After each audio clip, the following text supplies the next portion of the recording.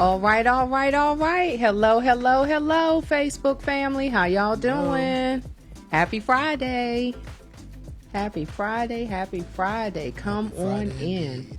I'm excited. We are back in the Diva Den. Yes, indeed. Okay, I think I'm going to have to go back out and come in. I don't have a picture. What happened? It's coming. It's just a little bit delayed. Okay. Come on in, everybody. When you come in, say hi and hit that share button. Y'all know what to do. Share the live, share the love. That's our little thing. Hi, Bernie. Feel better. Everybody's struggling today, I think, sis. But we're going to be all right. Come on in and tell a friend. Or 2 or 3 or 100. Or several hundred. This is going to be a good one tonight. I'm really, really excited.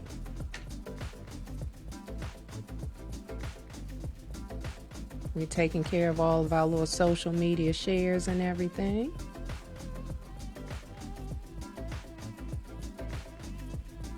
Come on in. I think I saw Mrs. Alexander log in. Hello, Mrs. Alexander.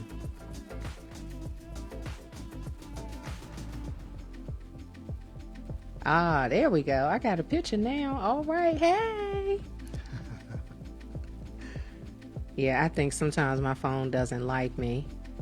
Well, again, good evening, everyone that is here. Come on in, get yourself comfortable, grab you a snack, put your feet up and relax and join in on this conversation. We are excited to have our brother in the Diva Den tonight. This is none other than Wayne Apple. Hello. Hello. Thank you so much for having me here in the den. Thank you for trusting us here in the Diva Den. I am super excited to have you here. We're going to have us a great conversation because I'm on the other side of the season that you're in. But it hasn't been that long that I've forgotten, where we have come from. So I'm excited for you all to get to know Wayne. We were going down memory lane and trying to recollect and figure out, where we started with him and his wife and me and Daryl. And we're pretty sure we're at the 20-year mark, maybe a little hair over. We are definitely at the 20-year mark. It is a hair over. That's like crazy. 20-year mark. That's crazy. Y'all are family, and so, we love y'all, and I don't take it for granted that you have come in tonight. I know your schedule is super crazy. So why don't you tell our family out there, a little bit about yourself? Because like I told Wayne, we don't do the whole bio, and we just going to read a script and all that. Nah, we're family. We just hanging out. So you tell them what you want them to know about you. How about that? All right. My name is Wayne Apple, again, for all of you who don't know who I am.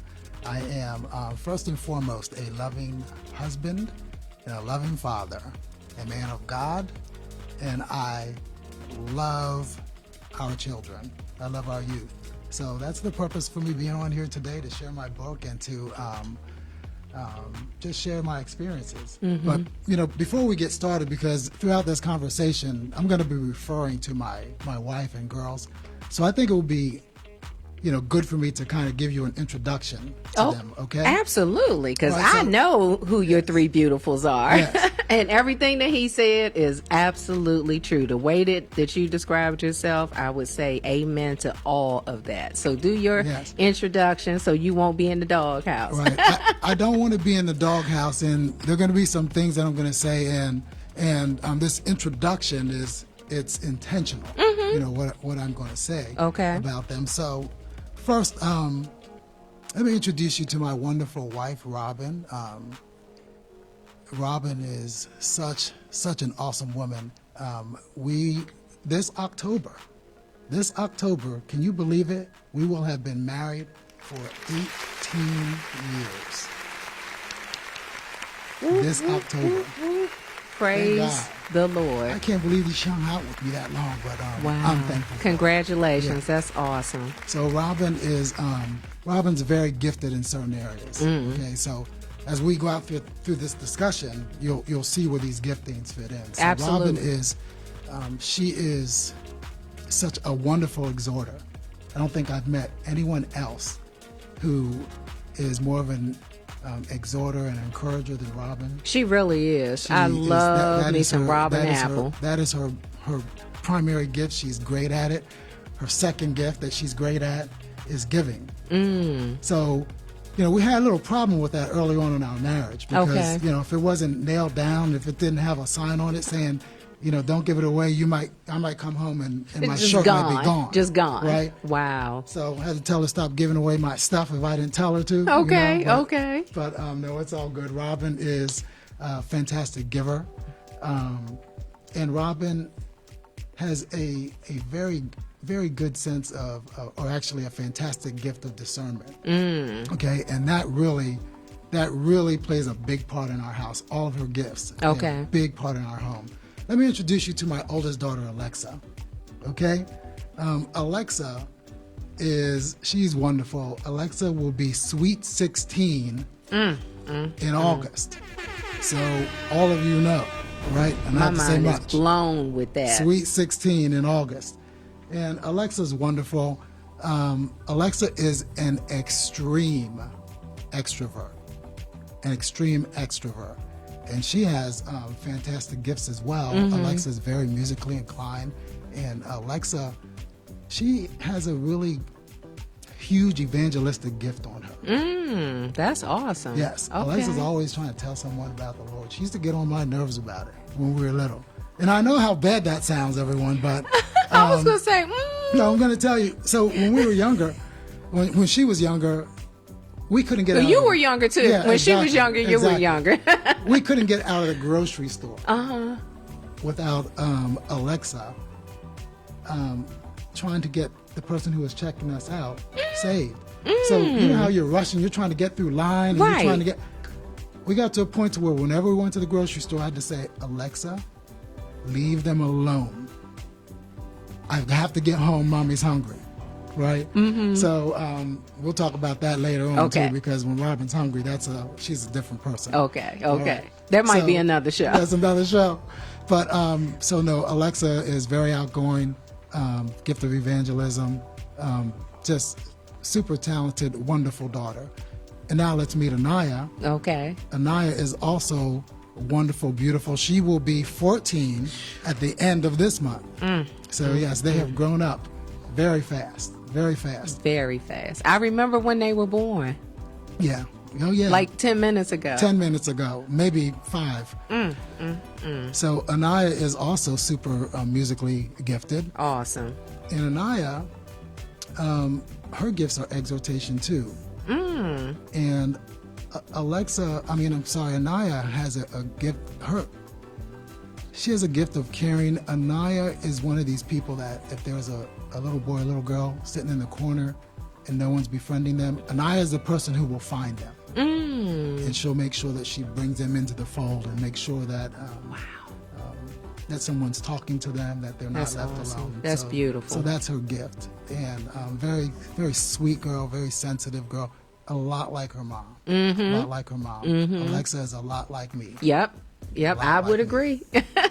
I would agree. I don't spend, a huge amount of time, around the girls, but from what I have observed from the outside looking in, I would sum it up the exact same way. You each got one. Yes, we sure do. Wow, that's pretty cool. So, having these two girls to kind of practice on, and I know there are a lot more youth in your life. So before we jump into the family piece, I want to talk about some of those other youth that you have in your life. Tell us a little bit about that hat that you wear. Okay, so at the First Baptist Church of Glen Arden, I'm a director of a ministry there for teenage boys, and I've been doing that for quite a while. I have mentored and discipled youth outside of there as well. So youth have been in my life for a long time. Very interesting story in how I got started. Okay. Let's find out. And discipling youth. So probably, I would say about 20 years ago, there was this dynamic young minister. You might be familiar with him. His name is Minister Daryl Godlock. You familiar with him? Oh, yeah. I've always liked him. You like him? Yeah. I suspect he's a you cool do. dude. Yeah. So about 20 years ago, he started this ministry for young men called JAG at the First Baptist Church of Glen Arden. And so I was one of the first people that started in this group. Yep. And I remember one day in class, he came and he was giving announcements, and he said, you know, the pastor wanted him to start something for teenage boys. Didn't know what, right? But he wanted him to start something for teenage boys. Yep. And so I thought about it. You know, after class, we left class that day, and I thought about it. I thought, you know what? I would like to help, you know, at least establish that group. I never, ever intended It always to serve starts out that way. in that I'll group. help get it going. I just wanted to help get it started Yeah, because just I help. felt, That's you know, all. yeah, That's all. I was gifted in that area. You know, I figured I could lend something, but in my melancholy temperament, you know, throughout the week, I started telling myself, nah, I don't think I want to do that. You know, I'm not really good enough. Okay. You know, I can't do that. So by the time we got to class the following week, I had all but talked myself out of it. Wow. And so we were sitting in class, did announcements. He didn't say anything about it. So that was my confirmation. You know what? I get to back out of this thing. Right? So he thought, Right in the middle of class, I always sat right up front, always ready to get what I'm there to get. I'm sitting in my front row. He's teaching class. And as he's teaching class, he makes his way over to me, and mid-sentence, he stops and he leans down to me and he said, God told me Wayne Apple, and that's all I'm going to say. It's up to you. and And then you he have picks it. up right where he left off. Right.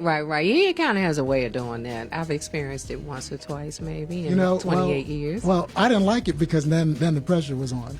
So, long 'Cause you story had short, witnesses. Yeah. Well, the funny thing is, no one ever commented. No one even asked what he was talking about because he didn't say what he was talking about. Got you. Okay. He just said that mid sentence. Okay. And I think he and I were the only people who really knew what he was talking about. Wow. So Hey, y'all, come on in. Thank you for joining. Hit that share button. Share the live. Share the love. that's how everything got started. Put together a group for JAG and later on merged together with another group in the church, and I have been with that group since. That is awesome. And so, you know, as we get to one of the reasons I wanted to have you in, because with or without the book, Wayne was going to be in the Diva Den. You know, I'm collecting people as I go along, and I'm storing, you know, guests up. We know a lot of people that do a lot of things. There are some that are in the live now that are going to be in the Diva Den. Not going to call y'all out, but just be ready, you know. And so I have here in front of me the Secret Society of Teenagers, Parent Tips for Raising Your Tweens and Teens. And guess who the author is? Wayne Apple. Wayne has been through some things with these kids, y'all. So I am so glad, and I applaud you for being obedient to, you know, that prompting, I would imagine, from the Holy Spirit, lining up with Wayne Apple and getting on one accord, you know, where the vision meets your thoughts and your ideas and knows, what if I'm gaining all this knowledge. What am I going to do with it? I'm having these experiences. I'm walking this journey with these kids, with their parents, you know, with their, you know, people, whoever their village comprises. Yeah. And what am I going to do with that? And so how did we get to the book? Well, it's interesting. So I'm gonna backtrack it a little bit. Sure. So I've been pouring into youth for so many years, and you know, you're pouring into youth and you're talking to parents at the same time. What I discovered was, oftentimes there was a disconnect because parents were saying one thing, their kids were saying something else, and I would see them kind of like ships passing in the night, and I kind of talk about that a little bit in the book. Okay. And so, you know, that's when I was prompted to kind of shift the ministry a little bit. Not only pour into the kids, but also to begin coaching parents. Oh, that's good. So I did become a certified parent coach through AACC. Okay. And I've been coaching parents for the past several years. Mm-hmm. I've been doing it all along. Right, But right. now Because it's it been a really little bit comes with more- the territory. Oh, Yeah, But now it's been a little bit more intentional, a little bit more strategic. We have specific parent sessions where they come in and they're poured into. Okay. And I think it's been very successful. We've had Awesome. A lot of good responses from parents. They really appreciate it. So with that said, the other thing that got this book started, I would say really the initial inspiration was Robin. Okay. Yeah, it was Go, my wife. Robin. I hope you're was my watching. wife. She might still be at work, but Yeah. So she'll see the replay. she'll see it.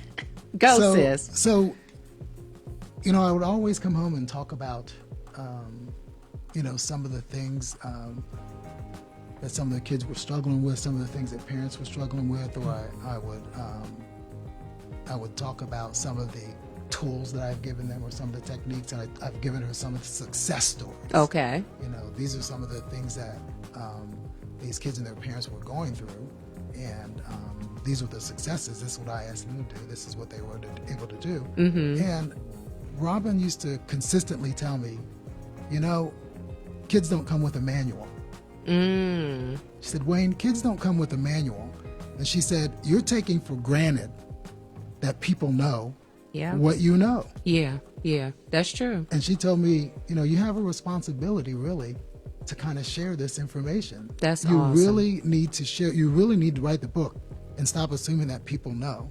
Because in my temperament, when I started to write the book, the first thing that came to my mind was, people already know this stuff. Okay. And Robin was the one who said, no, Wayne, people don't. And I've even had other parents say, thanks. I mean, they give me a lot of good feedback about the book and tell me that it's definitely needed. Okay. So let's talk about your two projects, your two blessings, All Alexa right. and Anaya, and how they have so far contributed to your research in this journey of not only the book but your ministry and how you tackle and navigate your mentoring and all of that. So hey, Robin. I better straighten up now. Hold on, I have to sit up. Is she on? The sheriff is in town. Now I have to really be careful what I say. Nah, we good. I got you. All right. So let's talk about those beautiful gifts of yours and Robin's. Okay. So the girls are fantastic. I talk about them a lot in the book, actually. It's not just about everyone else. First and foremost, like I said, I'm a parent. And so I have this unique opportunity to be able to receive from others and to be able to take that information, put it in this form so that parents can understand this secret society that we deal with every day. But we stay in the thick of things at home ourselves. So like I said, our girls are wonderful. Right. But we've had some things, and I really wanted to share the fact that, oftentimes people, they put on an air that they don't go through anything themselves. We know that's not true. So y'all need to just stop faking and admit it. Stop it. And just be real. Life happens to everybody. To everyone. Every single day that we are living and breathing, life is going to happen. So we just going to throw that whole perception of everything is wonderful and nobody has issues and problems and Right. our kids are all great and our spouses are great and everybody in our circles and everybody we come in contact with, everybody's great. Okay, so we got rid of that. We just Right. freed y'all up Right. because that is not the truth, is not especially the when it truth. comes to children. That's right. And, we've gone through things. We've gone through the phases where, daddy was a superhero. And as we know, with age comes responsibility, which isn't always received by our children. And so, What? And so you go from superhero phase to, you're here, you're superhero. And then all of a sudden, slowly you begin to lose your cool factor, Yeah. right? Pretty So- much borderline, like, here's your cape and here's a match, and they're just going to set the whole cape on fire. There you go. Yeah. There It's you like, go. wait a minute, I just had that on 2 minutes ago. Why are you burning the cape? What happened? Or you're, up on that pedestal, and then it gets lowered There you and go. lowered.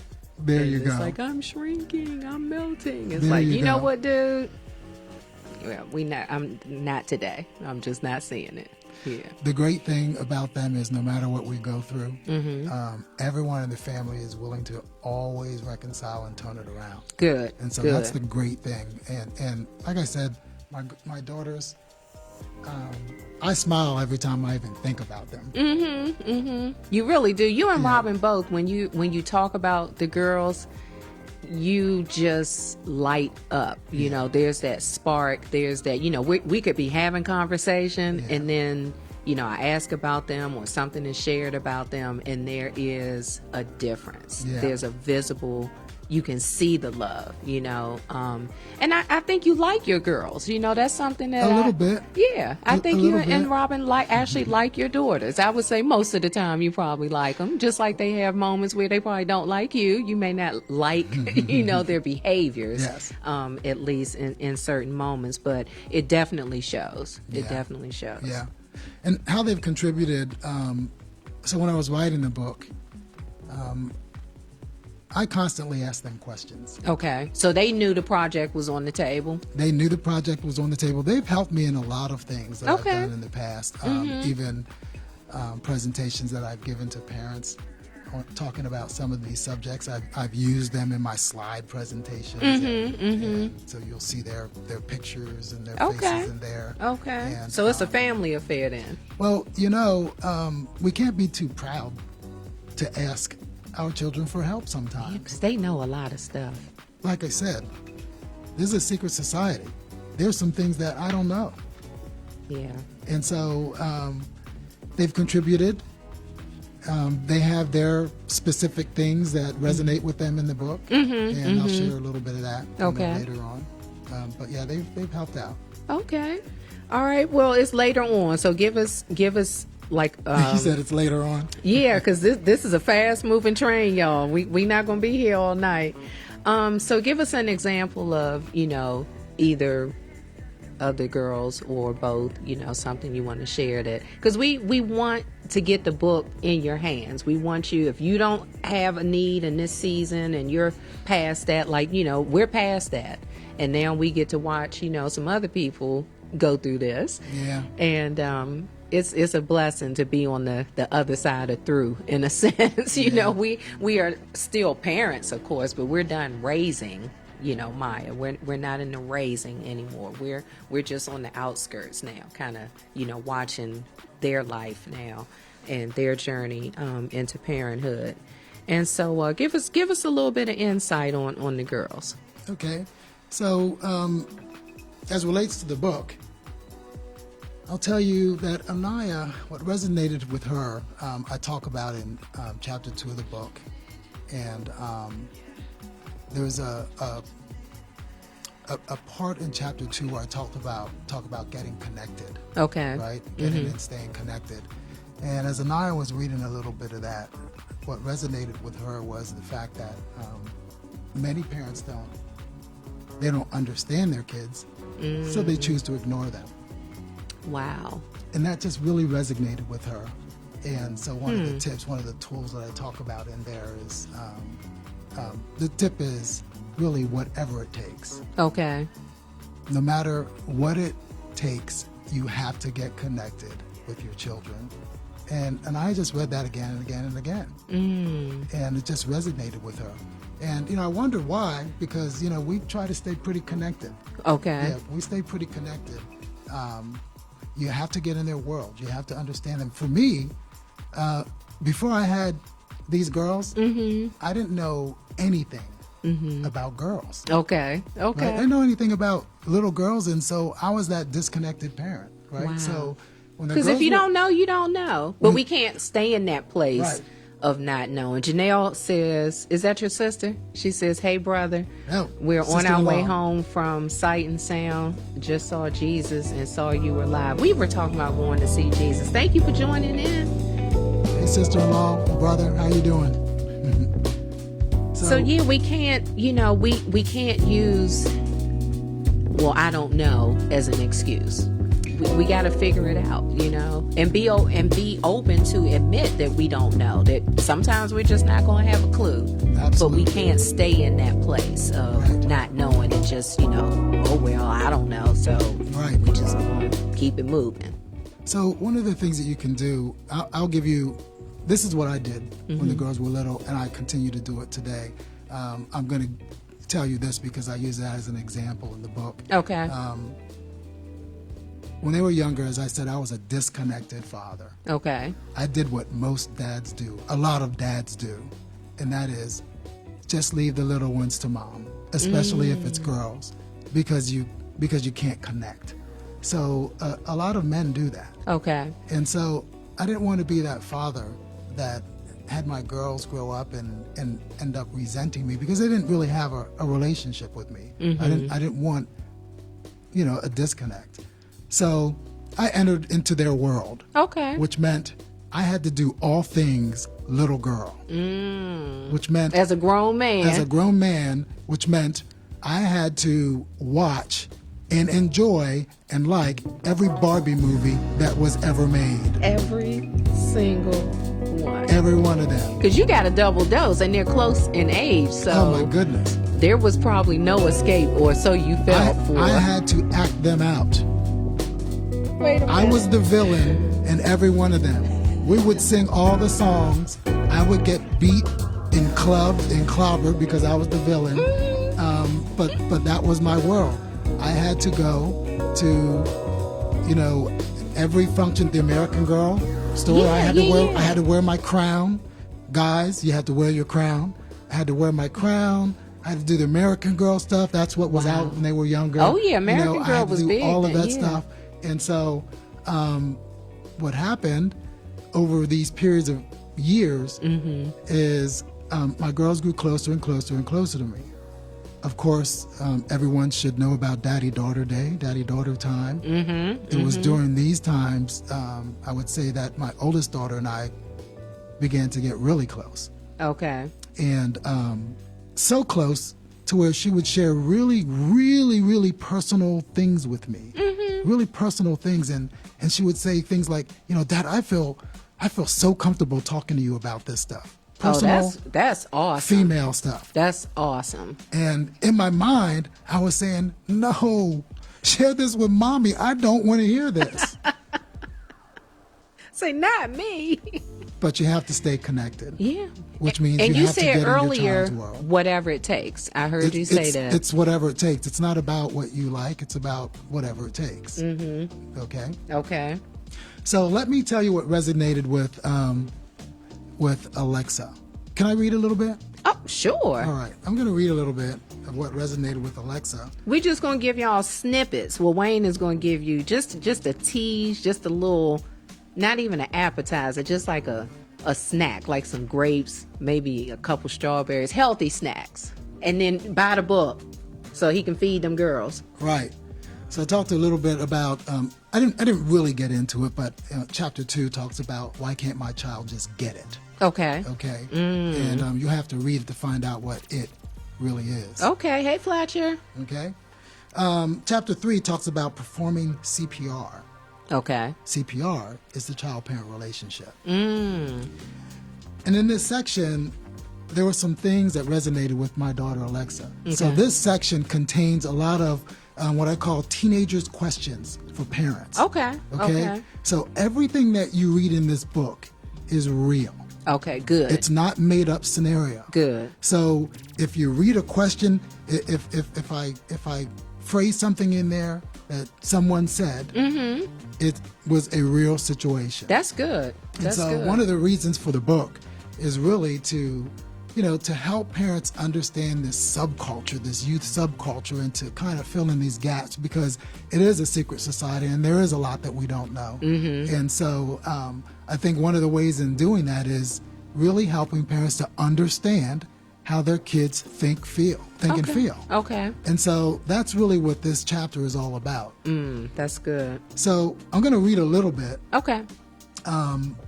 So again, although the circumstances observed here are real, you'll hear names like Little Joey.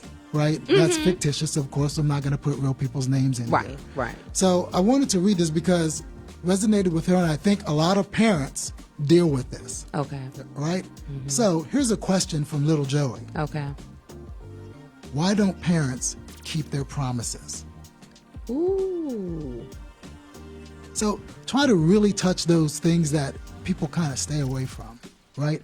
Why don't parents keep their promises? And it really doesn't matter that parents don't think that they break their promises. What matters is that the kids think that they Definitely. break their promises. Definitely. Yeah, because they're living it. Absolutely, absolutely.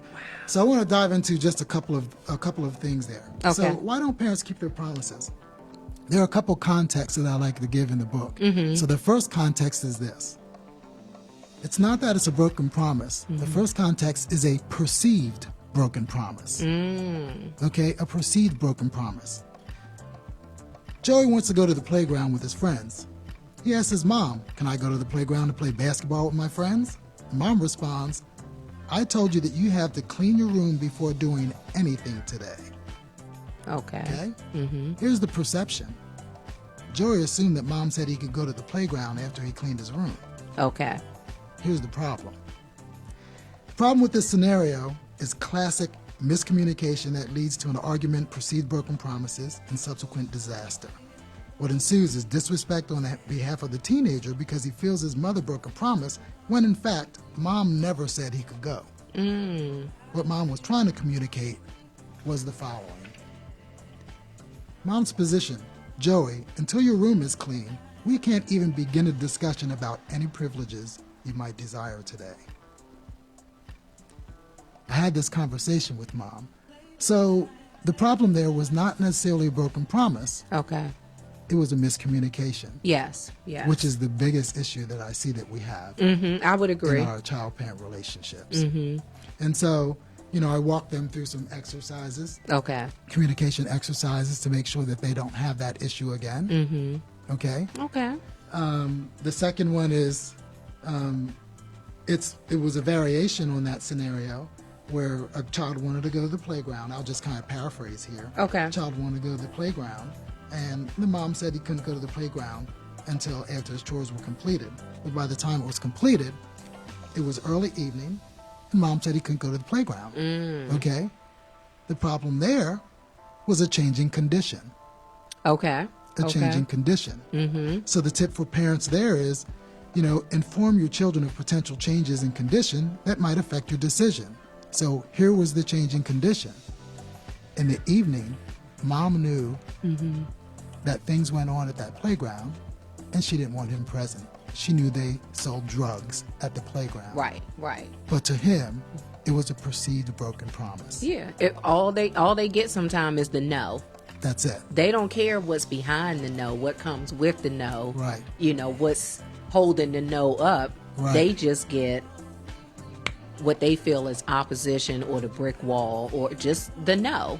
Absolutely. And sometimes there's no room for reasoning, explaining, the how I got to the no. And Right. sometimes it's not even offered, so I think that goes both ways.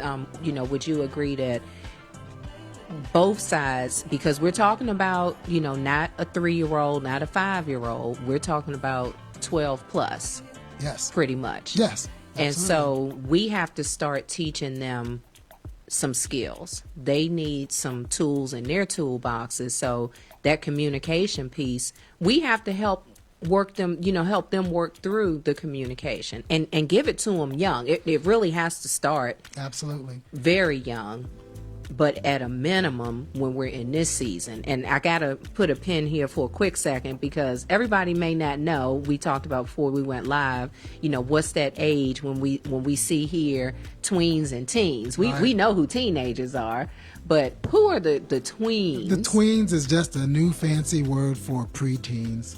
As a preteen.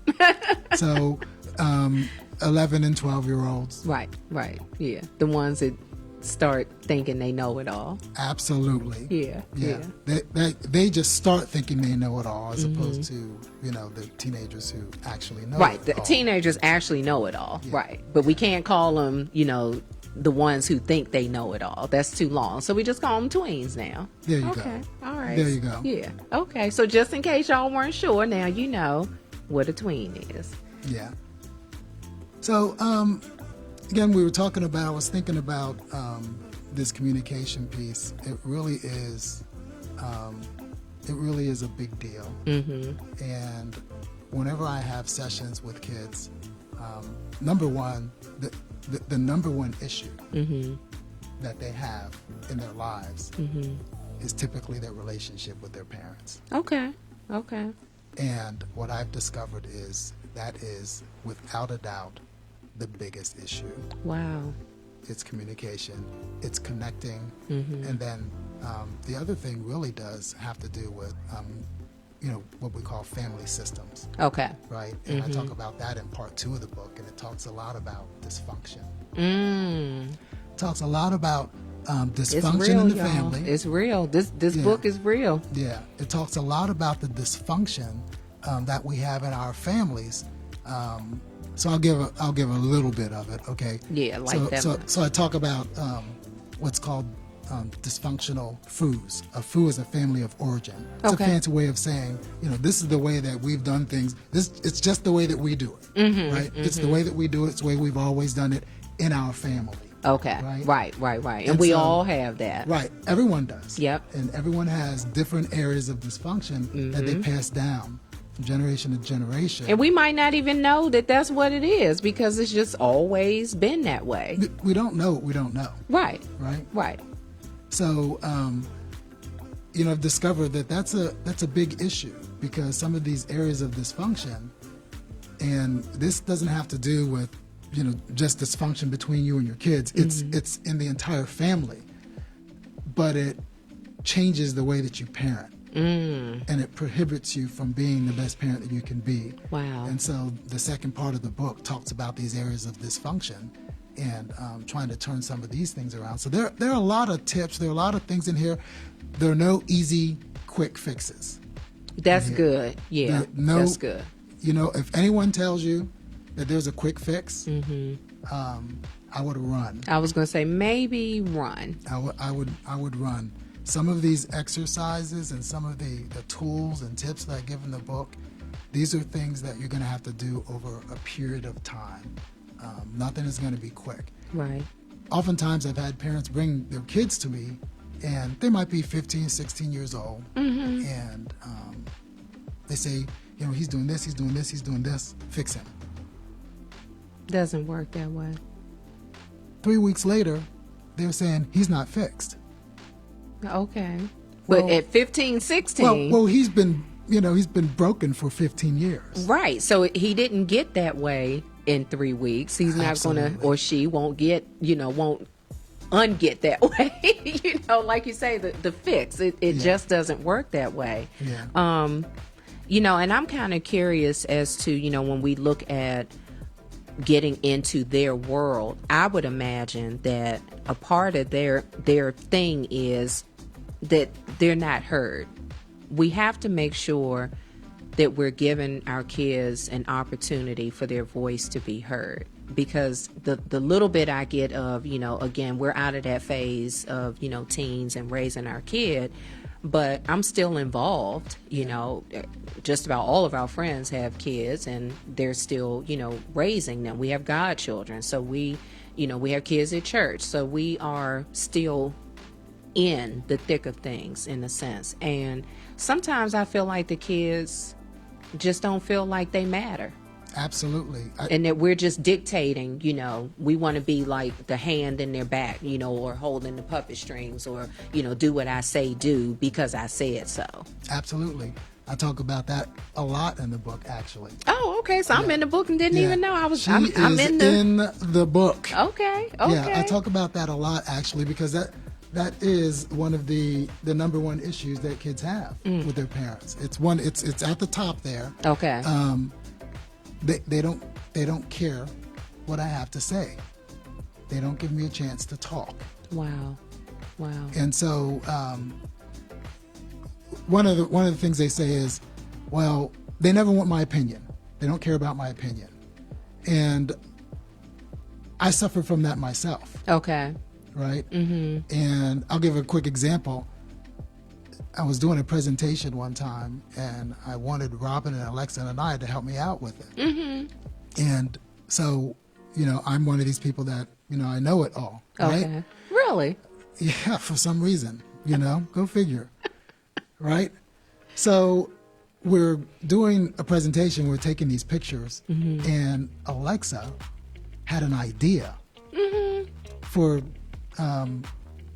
one of the slides, something that we were doing. And I just wanted to get it done. I wanted her to just be quiet and do what I wanted her to do. Okay. So I said, no, just, you know what? Just do what I am telling you to do, right?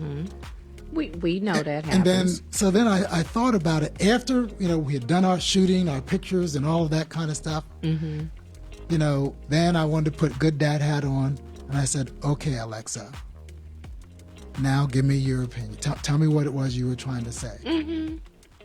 Her idea ended up way better than mine. And there you have Way it. better than mine. Wow. And so I had to apologize to her. I had to say, But you know look what? at the impact of that. You know? Absolutely. That's a very, very small example. But kids talk about it all the time, that parents don't give an opinion. No, parents don't care about their opinion. One of the things I always talk to parents about is, you know what? We have to break this area of dysfunction, right? And thinking that, just do what I say. Here's this misnomer that parents have. I don't have to give you an answer. Ooh. Right, because I'm the parent. You just need to do what I tell you to do. That's messed a lot of people up. If a child needs to know, they need to know. Yeah. Answering questions is something that's going to keep you out of fire, right? It's one of the things that's going to keep you out of the heat. Okay. Yeah, it's not a bad thing to allow them to ask questions and you answer. Well, why can't I do this? Well, that gives you an opportunity to explain consequences to them and to help them to understand. Yes. It's not just don't do. This is why you don't do this, or this is why you do this, right? You want to help them to be successful. That's good. That's good. And so, they complain about it all the time. So, parents, it's not a bad thing for kids to ask questions, and you can answer questions. It doesn't usurp your authority at all. Right. It's a good Because I'm thing. pretty sure you're still going to be the parent. That's not absolutely. going to change. Absolutely. And there are times when, it's circumstantial, it's situational, where we may not always be able to go into the whole explanation of it all, but it doesn't mean that we rule with the iron fist and mute them. Right. We cannot do that. So you got to find, every family has its own dynamic naturally, because every family brings something different to the table. We're all made up of different experiences, and those generational things, those dysfunctional things, those generational curses, those experiences. So there is no one way of doing anything. That's right. And so what we're doing tonight is having this conversation so that, maybe something that's said will spark that interest, will turn on that light bulb, will give you something to think about or share with somebody else, because it may not be your season that you're in today. Maybe you're past that season. Maybe you're not a parent. Maybe you have nieces and nephews. Maybe there are kids on the block. Most people have some kid in their life, Yes. And so we cannot ignore. You can't ignore, when you answer their questions or when you invite them in. Invite them in. I like that. All that does is strengthen your relationship. It just strengthens your relationship. You have to invite them in. So, if you're going to do something around the house, ask their opinion. Yeah. If you're going to paint a room, ask their opinion. Ask their opinions. Kids bring something to the table. Oh, absolutely. More so than parents think. Cece says the world has changed from that I am right because I'm your parent mentality, or it is slowly moving forward. I would agree. So, CC, let me just tell you, I talk about that a lot in the book. What? In this book right here? So, that is a very, that's a very powerful statement. And so, here's what I talk about a lot. In our generation, right? Because I'm literally sitting here thinking about me as a teen. Yeah. So I know what mine was like. So we have to remember, the values and the morals, the things that were taught to us. Okay, our parents and grandparents taught us certain things. Many of us learned from our grandparents. I learned from my parents. We were taught things. We have to understand that, we have fast forwarded a lot, right? Our society has changed a lot. A lot. And, back then, our parents even had a little help. Right. Because, society didn't condone a lot of the crazy things that we do now. So back then, the things that our parents tried to teach us, you could watch a television show and, they kind of corroborated what our parents it was supported. were saying. It was supported, right? Yeah. So those things have changed now. So a lot of the methods that we use, a lot of the things that we're trying to teach, we know they're godly principles that we're trying to teach, but our society has changed, right? Right. And so to just tell a child, just do what I say, sometimes doesn't work, because what you're saying and what you're teaching, although it's right and although it's God mandated, you have to remember sometimes, parents, that the rest of the world now thinks that a lot of these things are wrong. Exactly. And so, if you're telling a child, just listen to what I'm saying, but the rest of the world tells them that their parent is wrong, right, then you have a little problem there. Yep. So you really do need to explain why. Yeah. Because the child, in their mind, they're thinking, well, you know what? So-and-so at school says this. My teacher says this. Everybody says one thing, and mom and dad say something else. Yep. So Which makes them, the enemy now. Oh, yeah. That gives a whole new meaning to parents just don't understand. Yep. And I had a note here that said, where is it? Well, everybody else and all my friends, and I don't think we'll ever get away from that. The teenagers now think more openly and express themselves much more than was allowed in the past. Yeah, I didn't have a voice, but I don't know that I was necessarily looking to have one, but I know I didn't have one. Right. And we talked about that in the Diva Den not long ago with Maya, and us. We were given, a little bit of a hard time because from a very early age, she was a good communicator. Even as a toddler, she could hold a conversation with adults. So she had a voice. She kind of told us she had a voice. Again, we didn't know what we were doing. We're handed this kid and figure it out as you go along, literally. But we did give her a voice. But we had to have some boundaries in place because you were still going to have to respect us and other adults. Anyone that you were going to come in contact with. But if we walk that road with them and not being the friend, because we were very clear. And even today, as a grown woman, she's grown. But, I'm still not her friend. And we still have boundaries. But giving her a voice early on, I know for us, it helped us. It helped our relationship because having that two-way street, that communication that went back and forth, it helped us when those hard times came. Not that they didn't happen or not that we just, sailed right on through them, but I think having that communication established, it helped us because she was able to come and have those conversations, with both of us. Yeah. And I feel like she kept us abreast of what was going on. Not every single thing, but I think we were pretty engaged in her world, and they're still going to have things that I don't care how great the relationship is, they're still going to have those moments where we might not be their choice of who to come to. Right. But I think when the majority of that is spent with, it starts at home and knowing that it's a safe place. Getting connected. You have to get connected. You have to be, just like I got my phone plugged in here and it's charging and that juice is coming to supply what it needs here. That's how we have to see our children. Well, I think you hit it on it. You said, so you talked about balance, right? Boundaries, yes. You talked about, you gave her a voice, but there was a boundary. And sometimes we have extremes. So we have people who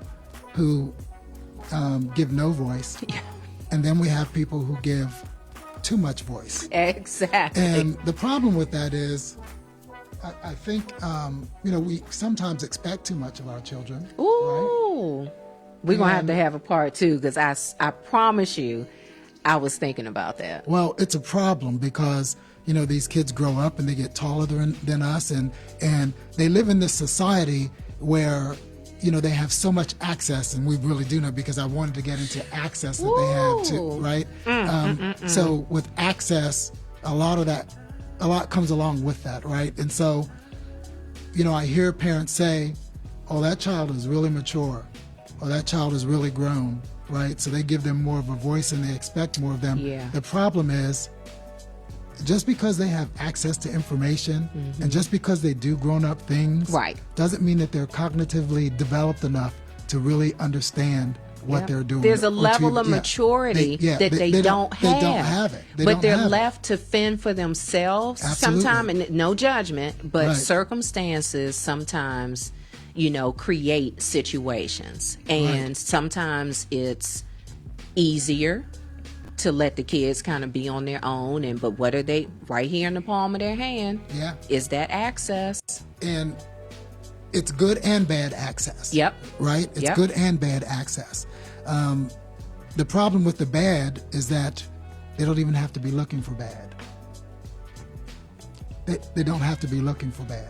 It's there. Yeah. It's there. As soon as, they open up, the phone is on, it's right there. It happens with me. It's right I can there. go on, I can see an ad for something, there's a video about something, there's a news story, whatever. Somebody else has shared something, and maybe I didn't want access to that. I saw something before coming here that I really wasn't prepared to see. It was a horrible situation, but we're just everything has to be shared now.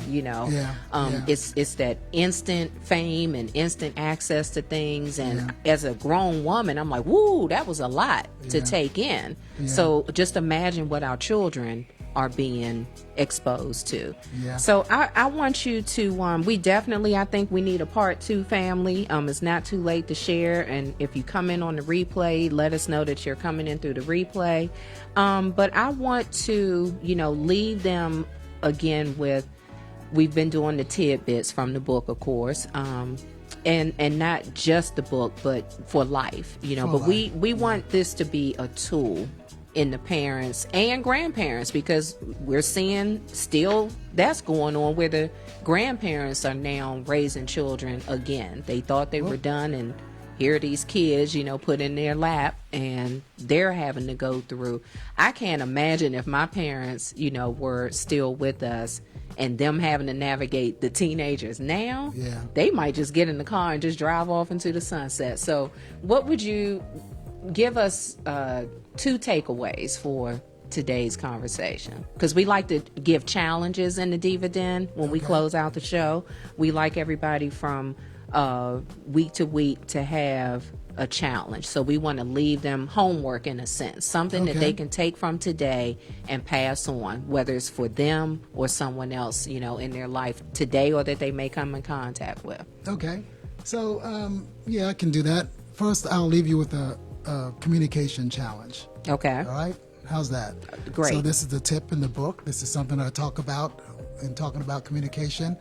So what I would like for everyone to do is I want them to, with each child, I want them to write down the top 3 to 5 issues that they think their child has with them. And then I want them to write down the top 5 issues that they have with their child. Okay. And then I want them to ask the child to do the exact same thing. Okay. And then I want you to come together. I wanted you to discuss those things. And I think what you'll find, you know what, I shouldn't give you the answers to the No, test. No, we can't do that. Yeah. Okay. I do want to give a tidbit. Okay. Okay, a tidbit to this communication exercise is this. The top 5 issues that the child thinks that the parent has with them. Okay. are usually the top 5 things that they're struggling with. Okay. Because Did y'all get that? because That's good. They might not be the things that you actually have an issue with, but they're telling you something in this communication exercise. Okay. Okay. I like that. And the last tidbit, really quick, is I just want to challenge you all to stay connected. Here's scripture mentioned all the time. Train up a child in the way he should go, and when he's old, he will not depart from it. The problem with that scripture is not with the scripture, it's with the interpretation. And what a lot of parents do is they think what that means is tell a child what he should do, teach him, and then when he gets old, he'll remember it. Yeah. That's not what that scripture means. That scripture means, the scripture actually says, bring up a child in the way that he's made. That's what it means, the way that he is made, the way he's bent, right? That's what the scripture means. So here's the challenge. You're going to have to learn the way that your child is made. Ooh. And the way that you do that is, I alluded to it earlier, the kids bring something to the table. God pours into each one of us gifts and temperaments. In order for you to get connected with your child, you're going to have to learn each and every one of their gifts, their talents, their gifts, their temperaments. And you bring them up according to those gifts. So That's good. So that's your last tip, and that's your last challenge. Wow, I am so excited. And we're gonna have a part 2. So we're gonna get the calendars together. We're gonna look at the Diva Den calendar and the Wayne Apple calendar, and we're gonna make a part 2 happen. It'll be more purposeful about some of the tools I want to share. But that's okay, because guess what? They're going to get the book. So how can they get the book as we wrap up? Thank you, everybody, for joining us tonight. Don't forget to go in and share the replay. If you have questions or feedback for the show, you're always welcome to reach out to me on Instagram at the Diva Den Live, or via Gmail. Our email account is the Diva Den. And yes, I had to write it down because Maya's not here. I always ask her. So how can we get the book in our hands? How can we get it? You can get the book on Amazon.com. Okay. Secret Society of Teenagers, or you can look up my name, Wayne D. Apple, and the book will be available for you there. Okay.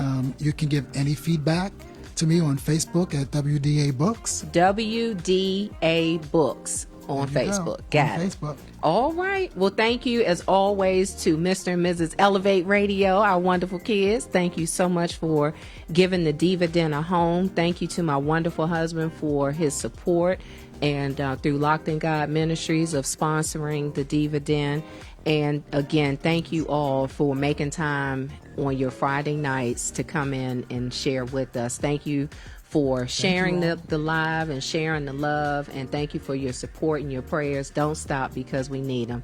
Love you Wayne, love you Robin, Alexa, Anaya. I love my Apple family. Thank you. Godspeed, be blessed, and we got your back. Until next week, have a great weekend. Woo!